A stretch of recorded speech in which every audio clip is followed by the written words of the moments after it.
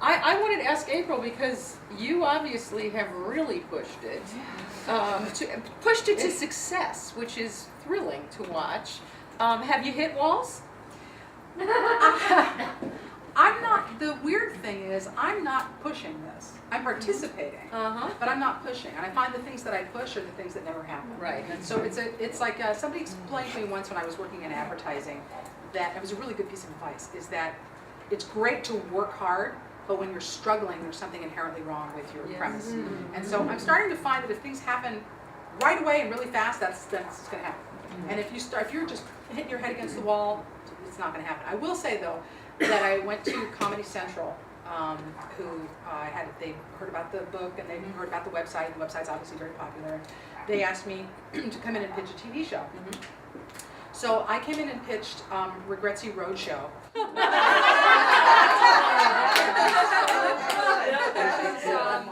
It's exactly the format of Antiques Roadshow, down to the bad camera work, the shitty tire on the bad, artwork, and like the banjo music. And you go to these craft fairs. You go to these craft fairs and you sit down with people. And I pitched him a guy named Mike Hitchcock, who's in All the Waiting for Guffey and all those. Tim Bagley, another very funny friend of mine, and Patrick Bristow. Great, funny people, and they're all like, we're on board, like top quality improvisers. And I said, so what happens is, we go around the craft show with the mic, we're like, what are you making? But since there's nothing of value being sold here, obviously, instead of having like a silver expert or diamond expert, you have like the master bedazzler, the doctor of glue gun, the popsicle stick expert, and you sit down at a table very, very seriously, and you talk about, well, you might be surprised to find out that this popsicle stick crucifix is actually worth $2.50. And then you have one judge who consistently overvalues everything. So it's like, well, your tampon wind chime is actually worth $450. Bring him in, and And then I said, now you've got this web component, you've got the book, you've got everything. And at the end, you say everything that you've seen today on Regretsy Roadshow, you can buy it. Go to Comedy Central/Regretsy, and you can buy. And now you've got commerce, and you got that, and they're like, wow, this is amazing, and you got a top 5,000 website in the book, and this is incredible. And I walked out of there like, yeah. So I called my agent, she's like, oh my God, this is a no-brainer. And I was like, well, now, Pat, I've had a lot of no-brainers. Yeah, but you've never come to the table with so much before. You got the book, you got the website, you got the... I'm like, oh, and I'm like in the happiness management business. You know what I mean? As things start to feel good, like,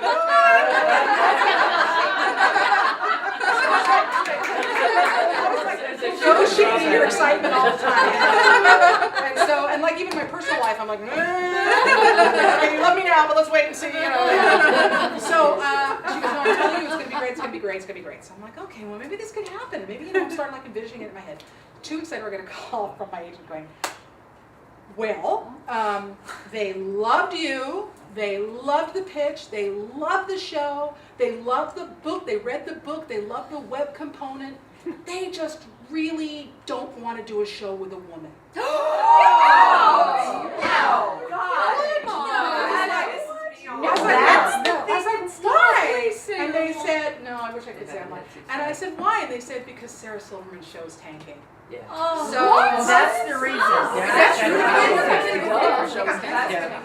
yeah. Go to another channel. Try it. I think it's a lot funnier than So I said to them, well, did you point out that it's like an ensemble show? And well, did you point out the fact that because somebody is of the same sex, of which is half the people on the earth, it doesn't mean everybody is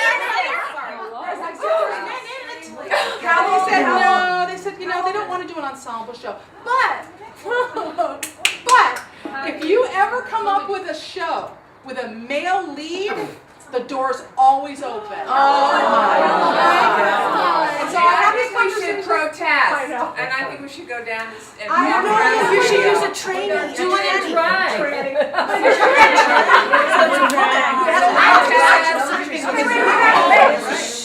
I had this conversation with Meryl Carol Marco, which you know, Yes. right? And she was like, oh my God. She goes, it's a moment of clarity.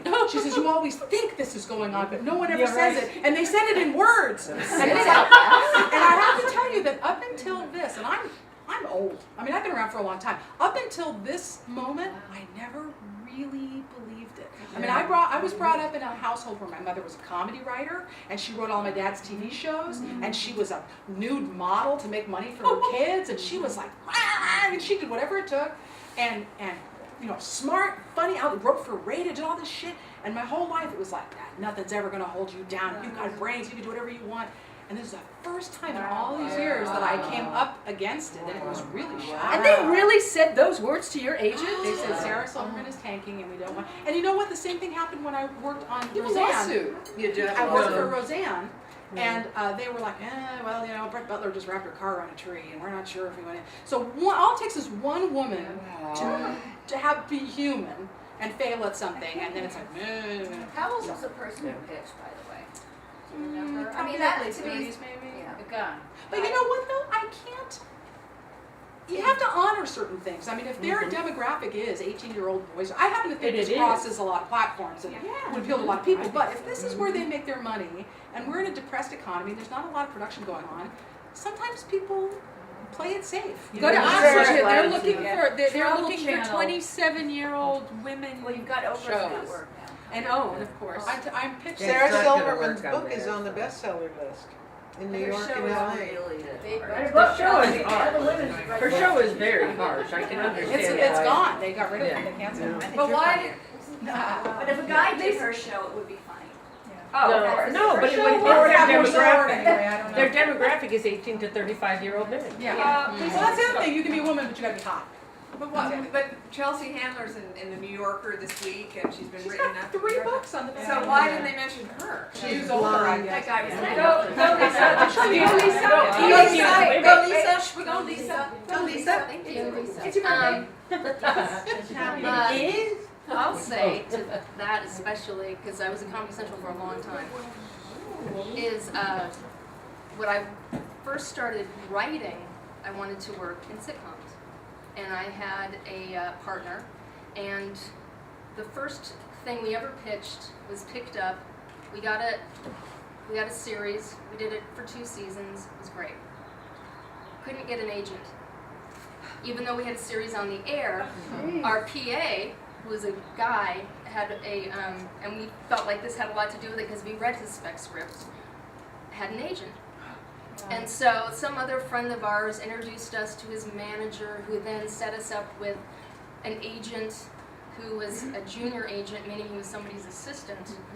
And luckily, he was really like a go-getter, and we followed him from crap agency to great agency to an amazing agency to president of show business. So, in the meantime, we were actually getting good meetings, but only when they were looking for girl writers. Yeah. And they would say, you know, our agent would call and go, oh, you know, they want you to go meet over at so-and-so, so-and-so, because they need some girls. Because there was, you know, like a quota. And there was definitely a formula for the girls that got hired a lot.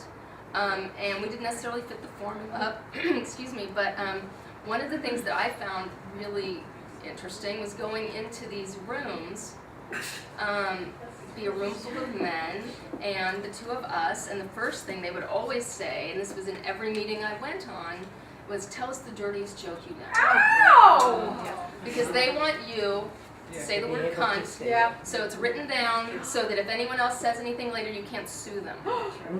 So